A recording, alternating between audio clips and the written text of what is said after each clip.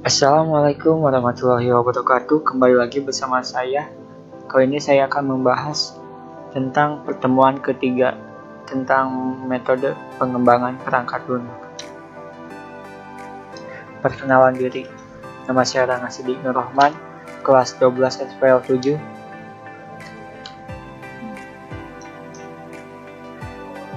Materi pembahasan kali ini saya akan membahas tentang metode pengembangan perangkat lunak waterfall, agile, scrum, rat, prototype, DevOps.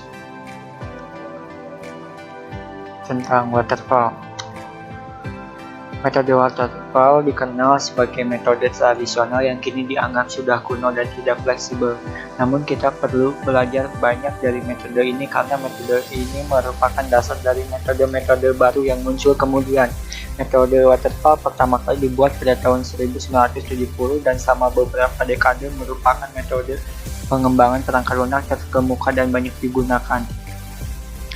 Metode ini kurang fleksibel karena apa yang ditentukan dari awal oleh pengembang dan pengguna di awal proyek harus benar-benar sempurna. Jika ternyata ada perubahan atau kesalahan selama berlangsungnya proses dan tahapan, maka segala sesuatu harus dimulai dari awal lagi. Agile.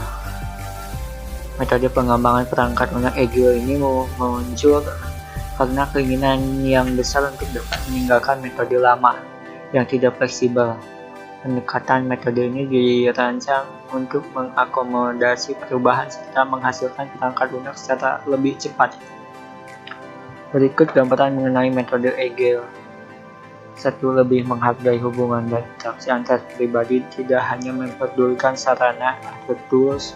2. Menampilkan kerjasama dengan pengguna selama proses pengembangan berlangsungnya. 3. Memberi tanggapan terhadap munculnya perubahan, tidak hanya melulu mengikuti rencana yang sudah ditetapkan.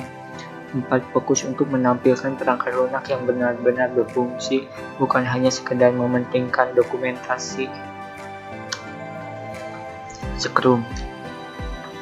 Metode Scrum pada dasarnya meminjam filosofi metode agile dalam hal pengembangan, dan pengguna harus bekerja sama secara terus-menerus setiap hari.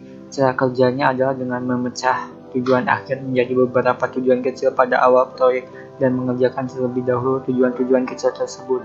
Cara yang digunakan untuk mengerjakan tujuan kecil adalah dengan melakukan pengulangan kerja secara berkala dalam membuat software, kemudian sering mungkin menampilkan hasilnya.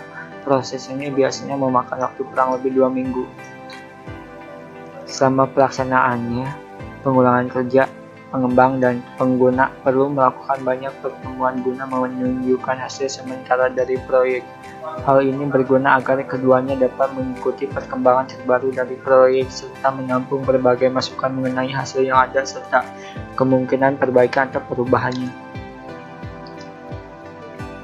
Metode Rapid Application Development merupakan proses pengembangan yang ringkas untuk menghasilkan sistem dengan kualitas tinggi dengan biaya investasi rendah. Biaya pada metode ini dapat ditekan karena memiliki kemampuan untuk menyesuaikan diri dengan cepat. Ada 4 tahapan dalam metode Rapid ini, yaitu perencanaan kebutuhan, desain dan dari pengguna, pembangunan atau konstruksi serta peralihan. Untuk tahapan desain, pengguna dan konstruksi akan terus diulang sampai pengguna menyatakan bahwa hasilnya sudah sesuai dengan keinginan mereka. Prototype merupakan metode yang memicu pengembang hanya membuat contoh resolusi guna secara resmi menunjukkan esensi fungsional produk kepada pengguna. Pengembang akan melakukan berbagai perubahan yang diperlukan sesuai dengan permintaan pengguna. Setelah sampel di atas disepakati, pengembang baru akan membuat produk aslinya sebagai hasil akhir dari proyek. Metode prototipe memiliki tendensi untuk dapat menyelesaikan beragam masalah yang terjadi di metode waterfall. DevOps. DevOps bukan hanya merupakan metode pengembangan sistem saja, melainkan serangkaian praktik yang mendukung budaya keorganisasian.